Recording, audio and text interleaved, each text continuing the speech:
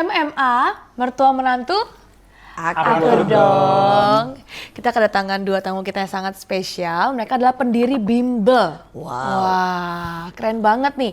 Mungkin bisa perkenalkan dulu namanya siapa, terus sekarang mungkin umur berapa, terus sebagai apa di Bimbelnya yang dirintis ini. Ya. Oke. Perkenalkan, nama saya Arif Rahman Fauzi. Saat ini usia 37. Di Bimbel itu sebagai CEO. Pendiri dong ya. Dan ditemani oleh rekan saya gitu.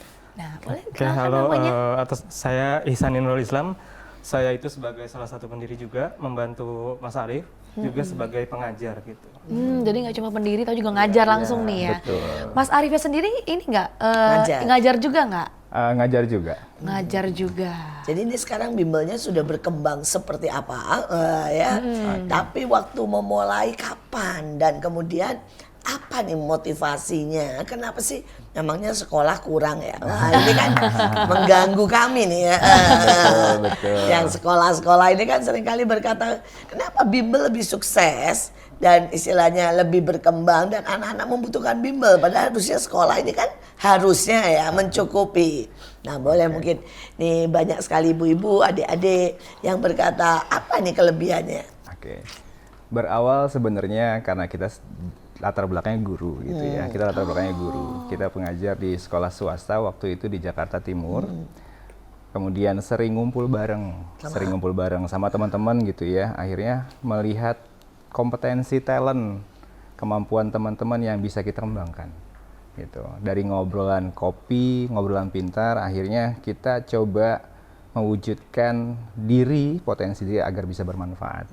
Gitu. Kenapa? Karena berkaca dari sekolah waktu itu ya, banyak anak-anak yang peserta didik kita, kompetensi secara kemampuan akademisnya masih banyak kurang terpenuhi. Sehingga kita mencoba untuk bisa memenuhi di luar sekolah dengan cara mendirikan bimbel privat.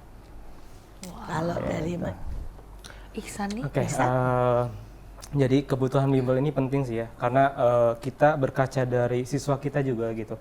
Jadi secara pembelajaran mungkin tidak semua siswa itu terpenuhi gitu kebutuhan belajarnya.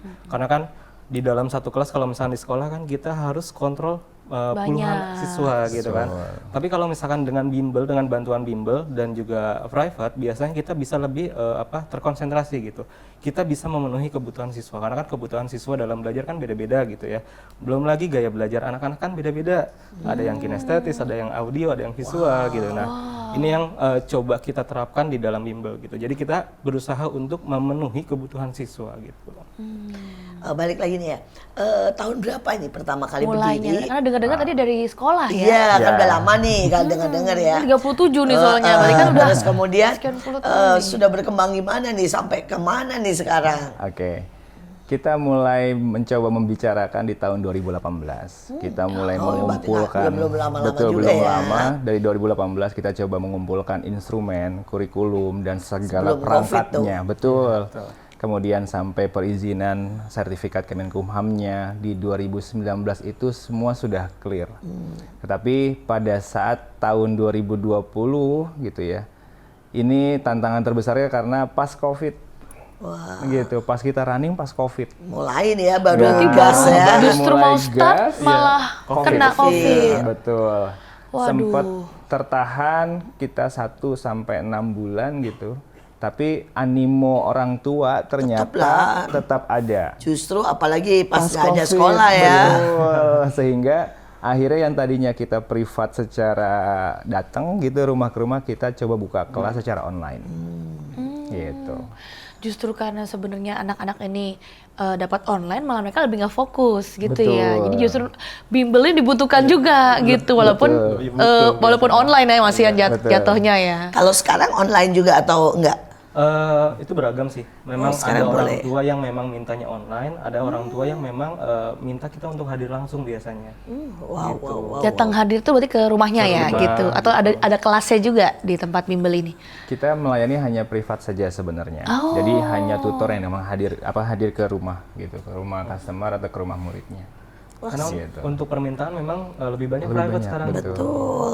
Ya walaupun pasti lebih mahal dikit ya, tapi memang kebutuhan itu sangat ya. Karena kalau misalnya di kelas lagi kan udah dapet di sekolah ya. betul. Tadi saya tertarik sekali nih dengan jenis anak-anak yang berbeda-beda ya Cara cara belajar. belajarnya ya.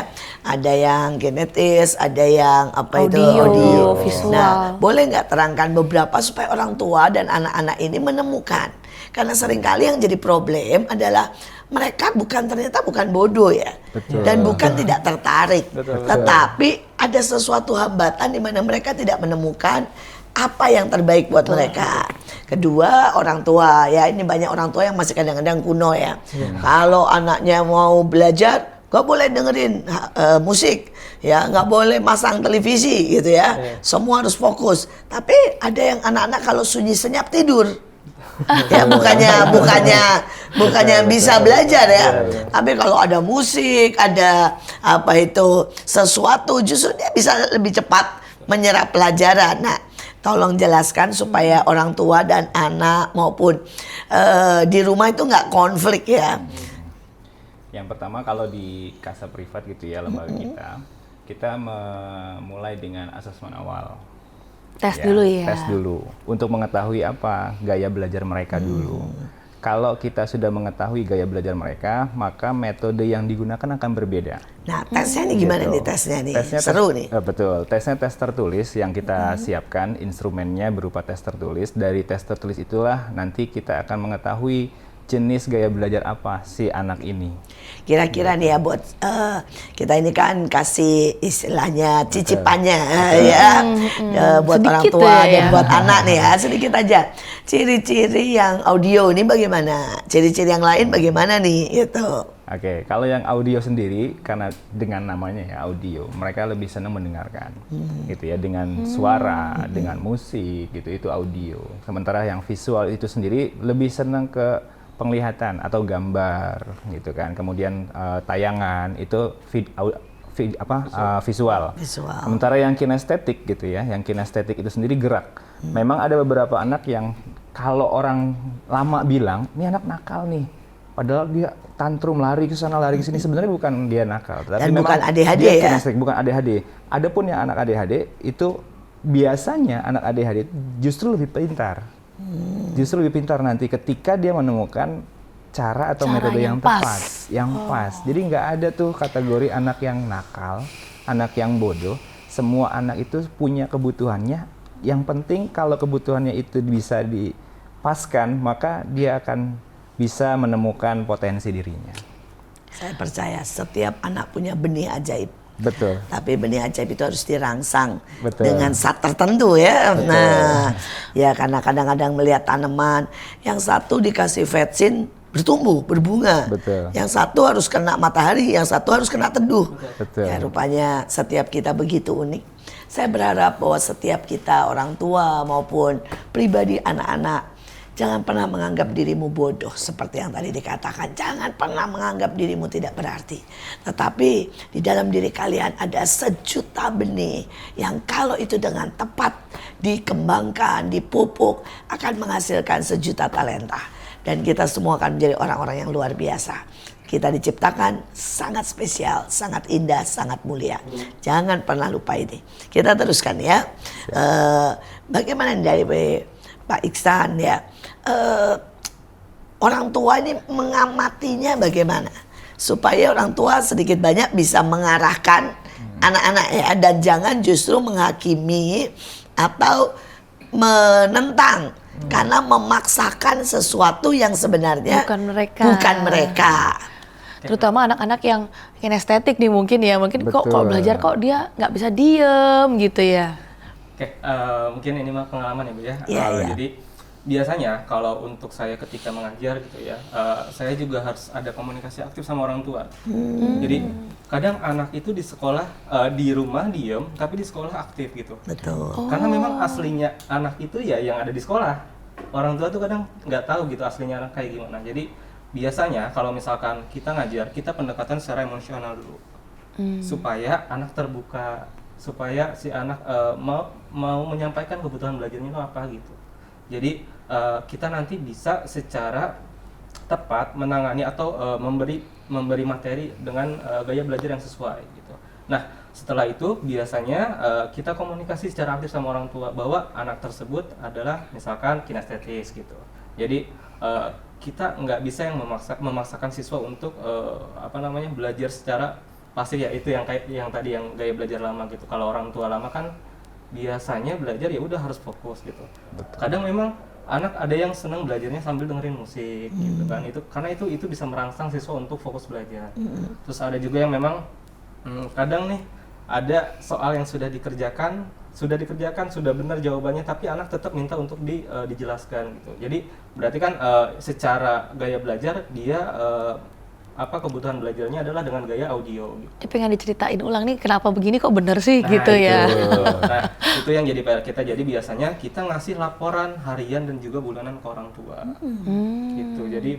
Jadi supaya ketika tidak belajar dengan kita, orang tua juga bisa tetap mendampingi siswa atau anaknya gitu. Karena kan pendidikan itu bukan cuma soal anak dan guru bimbel, tapi yang utamanya adalah anak dengan orang tua gitu. Karena kan pendidikan paling utama ya dari orang tua, dari keluarga. Kalau yang kinestetik itu contohnya gimana? Misalkan kan audio kayak dia pengen diceritain gitu. Kalau visual kan kita kebayang dikasih gambar, mungkin suruh gambar gitu ya. Kalau kinestetis biasanya ya praktik secara langsung. Oh gimana tuh gimana? Praktik secara langsung. Kalau matematika gimana? Matematik, nah Mungkin biasanya- buah apel dibelah 4 gitu ya. Itu bisa dengan bantuan berbagai media lah. Entah kalau sekarang kan teknologi canggih ya, kita bisa manfaatin simulator. Jadi bahkan untuk fisika pun, misalkan fisika kan kayak contoh misalkan apel jatuh dihitung, itu gelinding ada lah, simulasinya. betul. Jadi ada simulasinya. Jadi kita bisa memanfaatkan berbagai media yang sekarang tuh udah canggih, udah pasti siswa ini akan sangat terbantu untuk belajar gitu. Jadi ada interaksi langsung lah, ada pengalaman langsung gitu. Dari bimbel ini sendiri menyediakan semuanya itu. Iya, kita siapkan instrumennya, kurikulumnya. Keren ya. Jadi begitu ketahuan dia kinestetik, nanti pelajaran di lesnya akan berbeda dengan yang audio gitu. Betul. Dan mulai dari umur berapa nih bimbel ini kira-kira menangani dan sangat diminta ya, dan kemudian kebutuhan terbanyak atau istilahnya ini orang mulai benar-benar ngejar bimbel ini biasanya rata-rata bagaimana nih? Kalau kebutuhan ya berdasarkan data Pengalaman dan data. gitu, memang lebih banyak dari tingkat SMP sampai SMA. Oke. Tapi juga tidak sedikit dari tingkat dasar. Dimulai dari persiapan masuk sekolah dasar itu ada. Membaca ya. Ya, membaca. Karena walaupun bahasa kita pendidikan Indonesia gitu ya, sekolah dasar itu tidak mewajibkan, tapi pada kenyataannya di sekolah Susah, dasar juga iya. harus bisa membaca. Betul. Memang agak bertubrukan ya dengan kondisi-kondisi yang sebenarnya harusnya anak sekolah dasar itu kemampuan tidak perlu harus bisa membaca dulu, justru mereka harus belajar, gitu kan. Sehingga data yang ada lebih banyak sebenarnya di SMP dan SMA. Dan juga ada juga untuk persiapan masuk perkuliahan biasanya. Yang khusus-khusus ya biasanya. Betul. Ekstensif. Ya maksudnya kalau misalnya pengen masuk arsitek nih, Betul. ada juga pelajaran gambarnya. Itu ekstensi kita sih yang akan kita jalankan. Kita akan mencoba non akademis. Yang pertama private renang. Ya, kita Ada akan private coba, renang? Ya.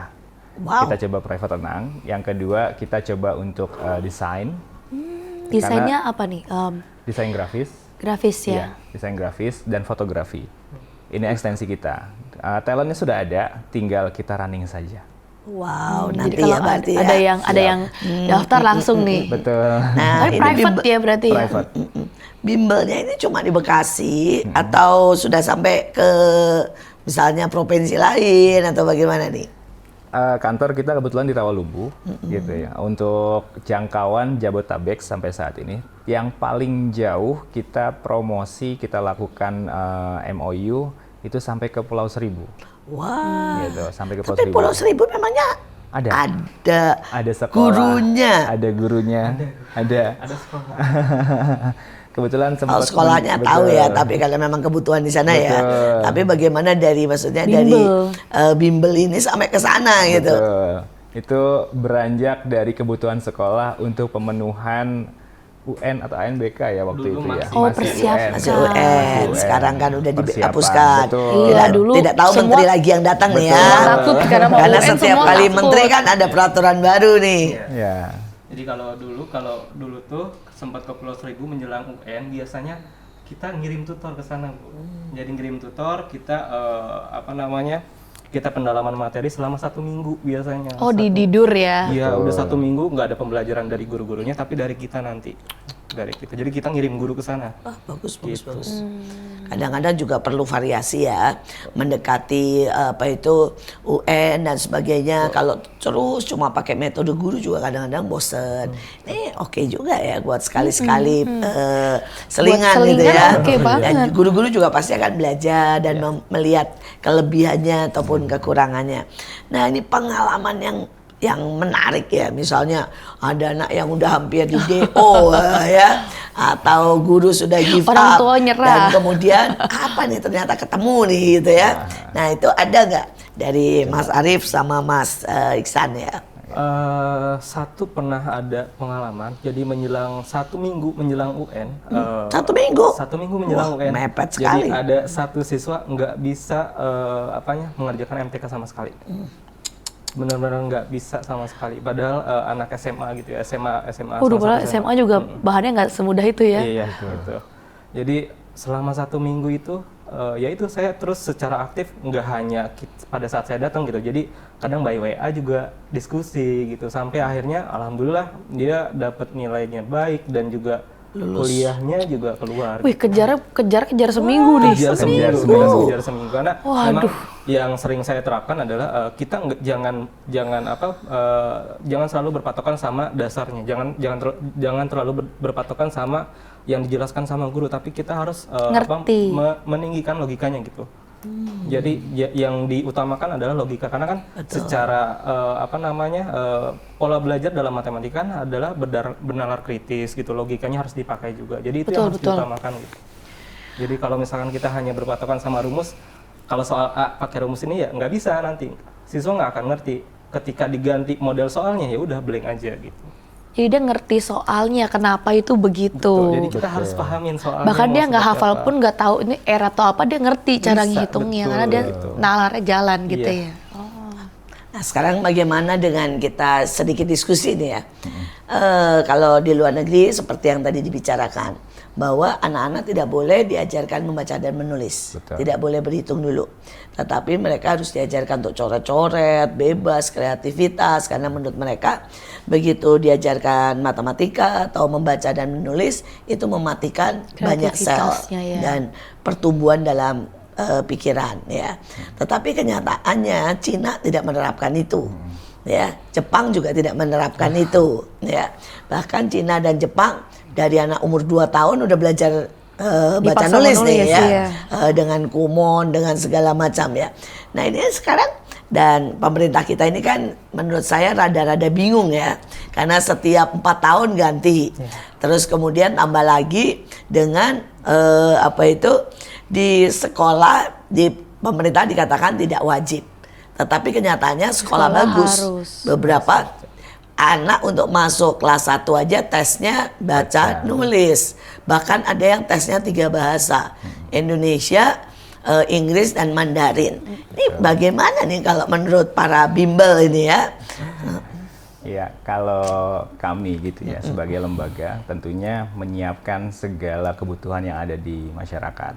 Itu yang pertama. Apa yang kita siapkan? Pertama, kurikulumnya. Kalau di Indonesia sendiri, karena setiap 4 tahun gitu ya, atau setiap ganti menteri sebenarnya suka ganti gitu kurikulumnya, maka kita siapkan juga. Sampai saat ini kita juga menyiapkan sistem kurikulum merdeka, di mana pendidikan itu yang turun. berpusat pada Udah turun ke apa tuh menterinya. sekarang? Oh iya, belum ya? Udah. Ya kan pasti. Betul. Kan nanti ganti apa Ganti itu. orang. Betul. Dan masalahnya kurikulum merdeka aja belum mulai Belum jalan. mulai jalan, betul.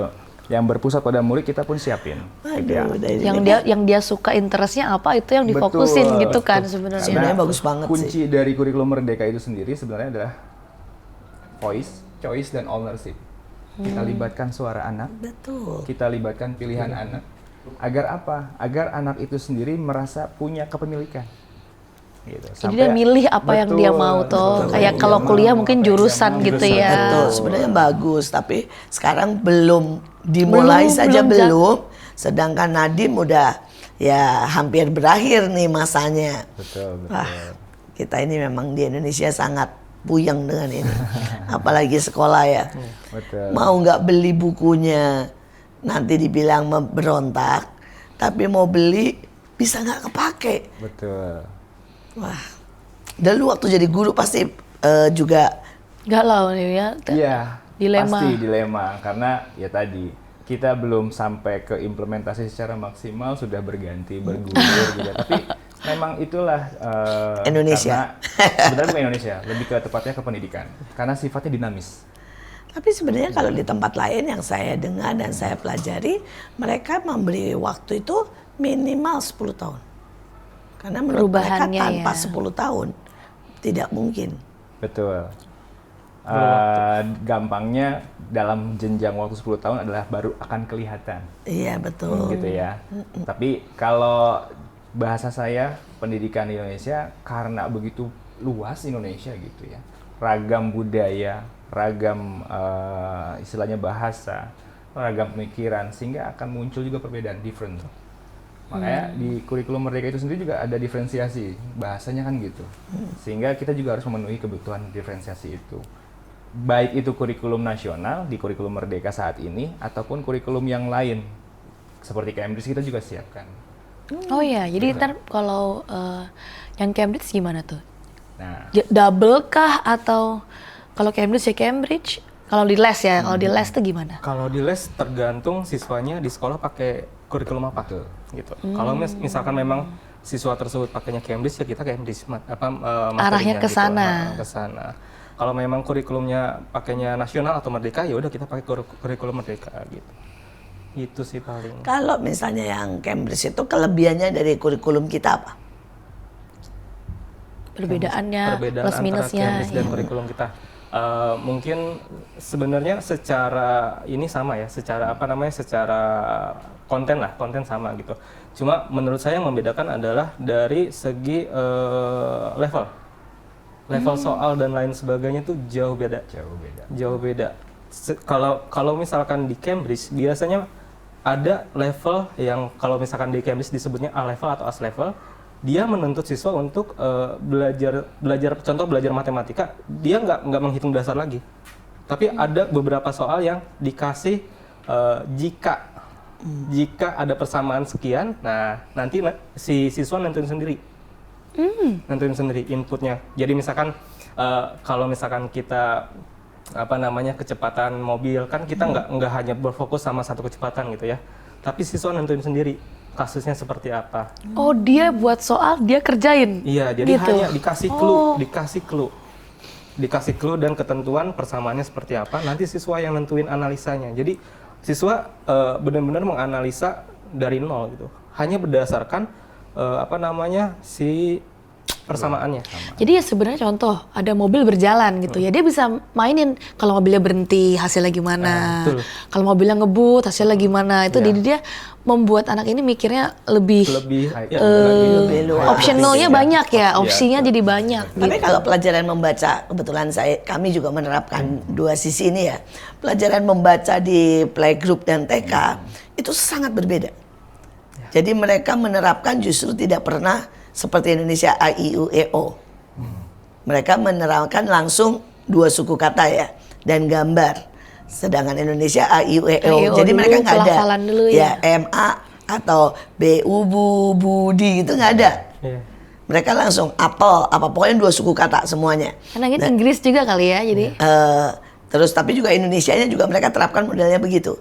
Nah ini kadang-kadang yang membuat saya nggak tahu ya apakah Anda punya pengalaman dengan membandingkan dengan hasilnya nih bagusan mana gitu ya. Pernah nggak? efektif mana nih ternyata? Sebenarnya tergantung kesiapan sih, kesiapan dari sekolah tertentu dan juga dari siswa. Gini, untuk contoh ya, biasanya di satu sekolah itu ada yang siswanya itu dari keluarga menengah ke atas dan menengah ke bawah. Betul. Nah itu kan biasanya tergantung dari pendidikan di keluarga. Jadi memang bahkan sebenarnya ada kasus yang siswa sudah SMP atau contoh yang di Instagram saya sempat lihat gitu, siswa SMP tidak bisa membaca sama sekali. SMP padahal. SMP, bahkan SMP. Sampai SMK pun mungkin ada juga yang seperti itu. Nah, itu yang sebenarnya menjadi PR buat kita. Padahal saya pernah dengar ucapannya Pak Gita Wirjawan gitu ya, bahwa bahasa itu harusnya sebagai pintu. Dari berbahasa kita bisa berkomunikasi, dengan berkomunikasi kita bisa berpendidikan, dengan berpendidikan kita bisa berbudaya. Betul. Gitu sih. Kita mesti stop dulu karena ada yang mau lewat. Tetap stay tune di MMA, jangan kemana-mana. Inilah MMA, mertua menantu, akur dong.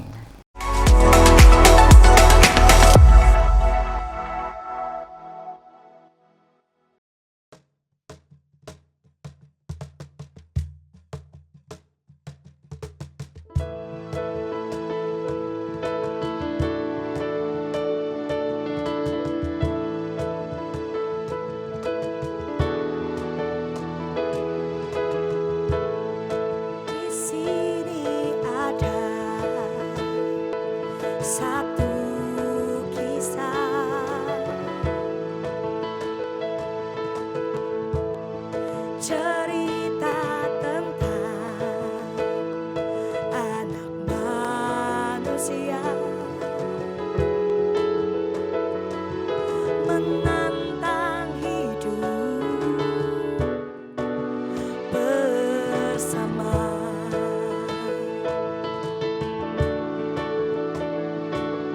mencoba menggali makna cinta. Oh,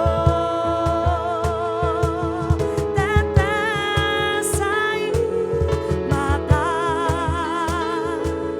mengalir di sela derai tawa. Selamanya kita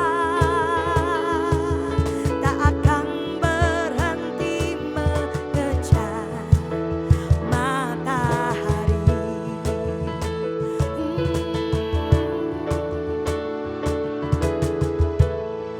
Di sini ada satu kisah,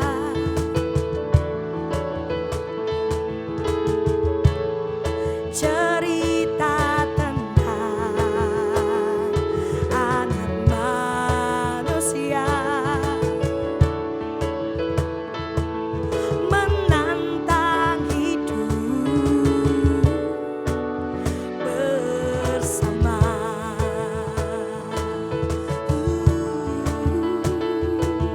Mencoba menggali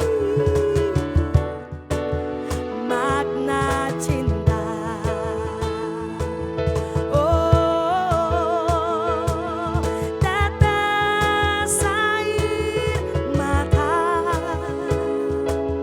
mengalir di sela derai tawa. Selamanya kita tak akan berhenti mengejar matahari.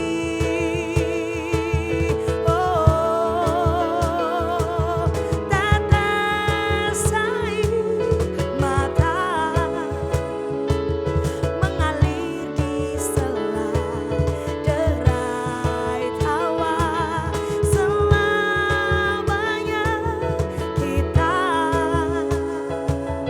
tak akan berhenti mengejar matahari. Oh, tak akan berhenti mengejar matahari.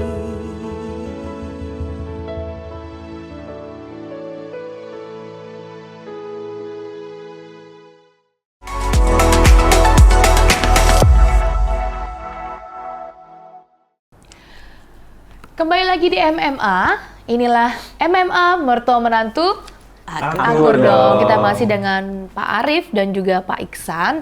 Dan kita sudah bahas banyak hal tentang bimbel, terus bagaimana metode-metode dalam namanya mengajar, dalam anak-anak untuk belajar.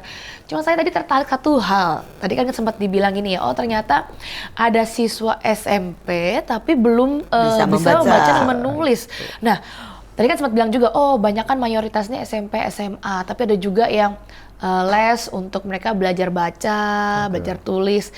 Ada nggak mungkin bisa di-sharing sedikit nih ya, cara yang paling efektif nih selama ini yang dipakai untuk ngajarin anak untuk membaca dan menulis gitu. Mungkin untuk berarti ini seperti SD apa ya? dia? Kesulitannya apa dan kenapa bisa terjadi?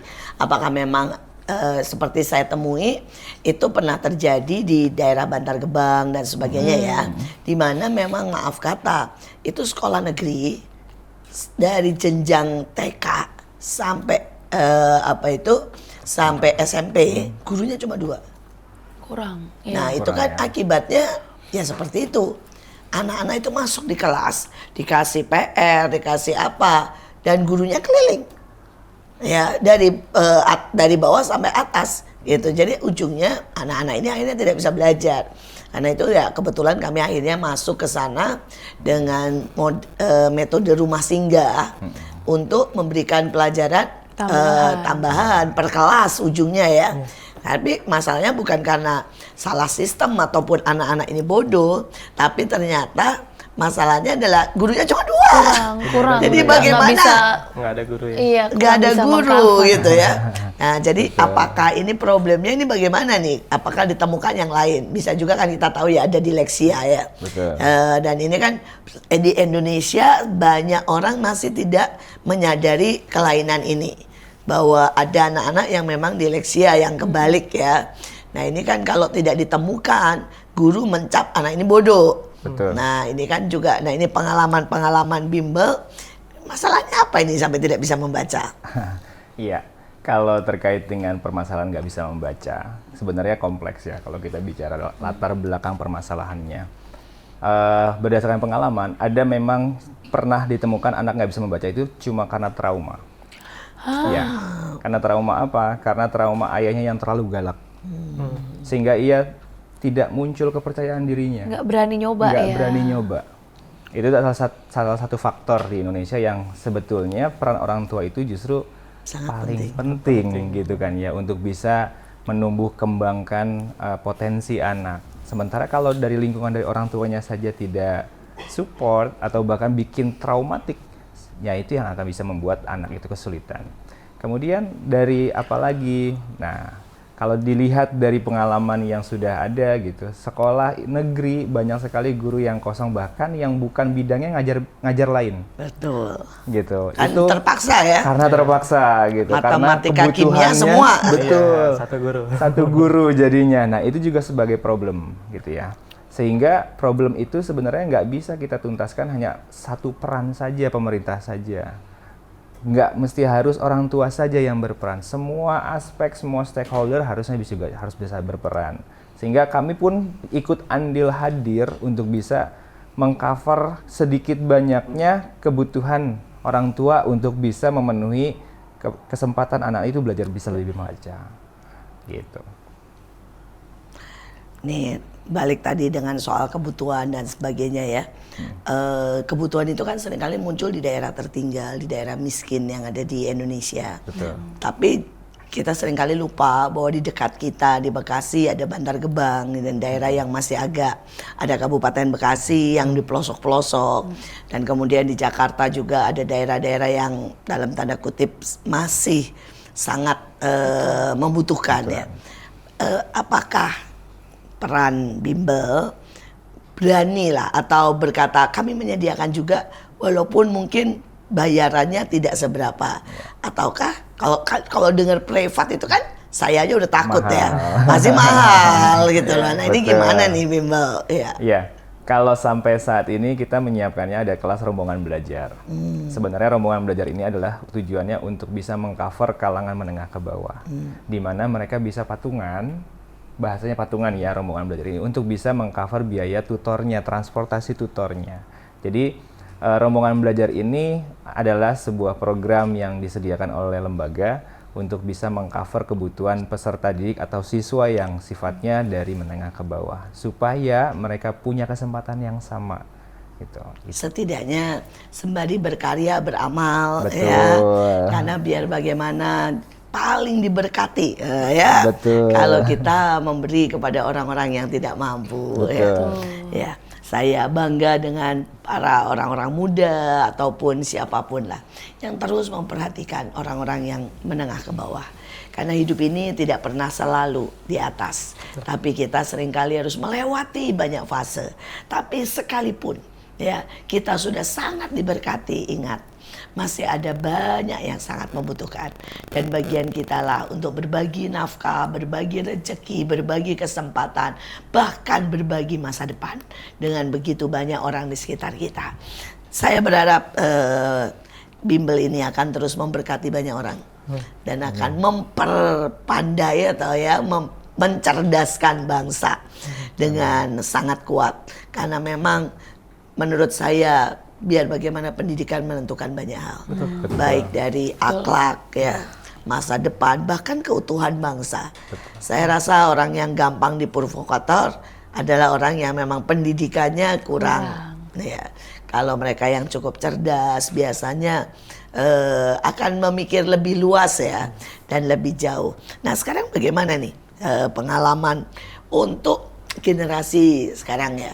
Ya, kita tidak usah berkata satu generasi lah, tapi ada satu fase penurunan yang sangat drastis setelah COVID sejujurnya.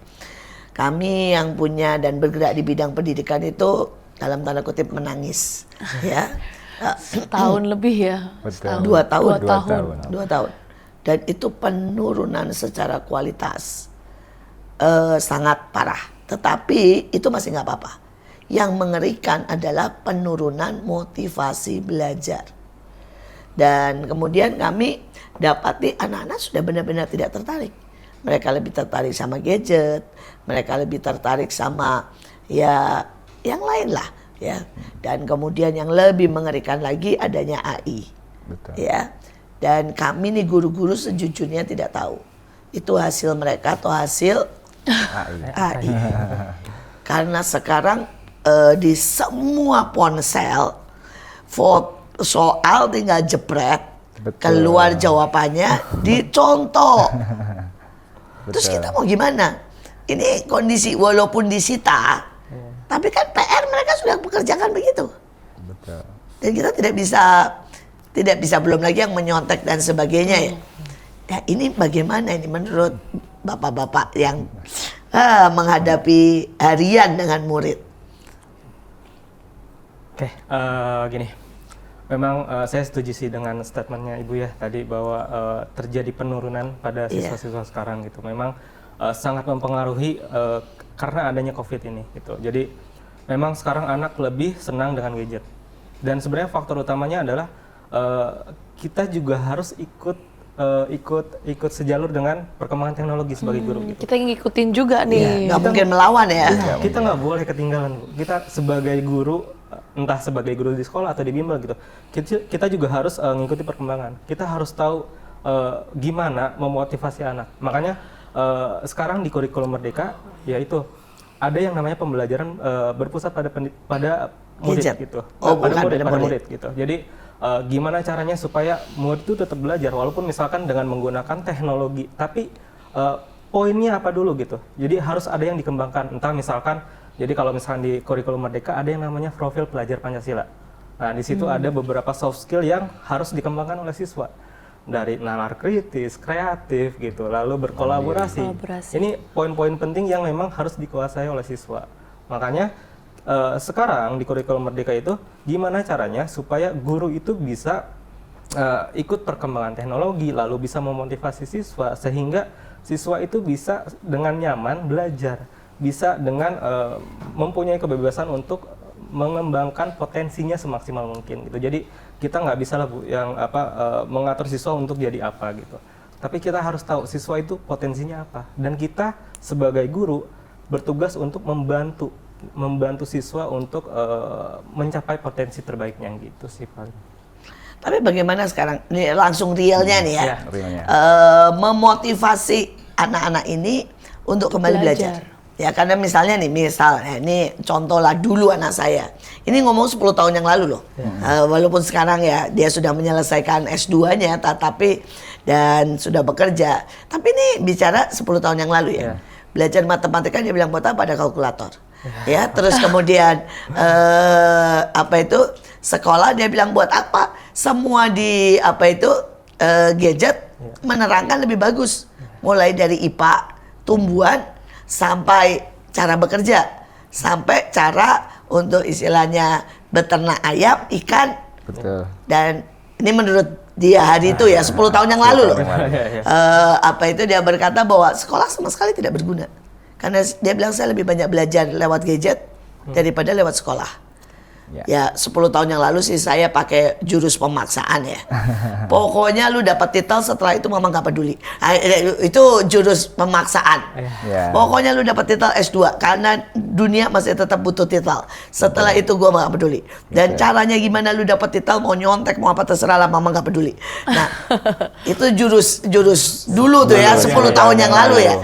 Tapi kan saya berpikir apakah bisa diterapkan pada semua anak, dan kalau kemudian benar-benar hasilnya nyontek atau beli ijazah dan kemudian hidupnya berantakan, kan mengerikan ya. Betul. Walaupun ujungnya anak saya lulus S2 dengan baik, walaupun dia juga dengan model pokoknya cepat asal lulus gitu ya, dan akhirnya tetap bekerja. Tapi sampai hari ini loh, kalau ditanya dia tetap bilang gini, saya tetap prinsip gadget lebih banyak manfaatnya daripada sekolah. Nah ini bagaimana nih kalau ada anak yang seperti ini? Oke. Lebih peran guru itu bukan hanya sebatas mentransfer ilmu. Tapi bagaimana guru itu menstimulus kemampuan-kemampuan secara holistik ya, agar potensi anak itu bisa muncul. Kenapa anak-anak sekarang lebih senang ke gadget? Karena menarik. Dianggapnya pasti. Guru itu nggak menarik. Betul. Maka gurunya bosan, sendiri dia lah slide gitu ya. ya. Betul. Karena guru lah yang harus bisa menjadi lebih menarik dari gadget. Dan guru itu harus susah bisa sekali tuh. Betul. Bersaingnya sekarang bukan sama orang Betul. lagi ya. Makanya kenapa guru itu harus bisa mengikuti teknologi yang sampai saat ini, karena logika sederhananya kalau kita nggak ngikutin udah belajar aja biasa baca, ya ditinggal. Justru ayo guru-guru sekarang kita melek digital, banyak kok aplikasi untuk bisa belajar. Di antaranya Quizlet, gitu ya, dan lain-lain banyak aplikasi yang kita bisa pakai untuk bisa menerapkan sebuah proses pembelajaran yang menarik buat peserta didik. Karena kalau tadi balik lagi, kalau guru hanya mentransfer ilmu, apa bedanya dengan YouTube? Apa bedanya dengan Google? Apa bedanya dengan AI? Jadi chemistry-nya nggak dapet.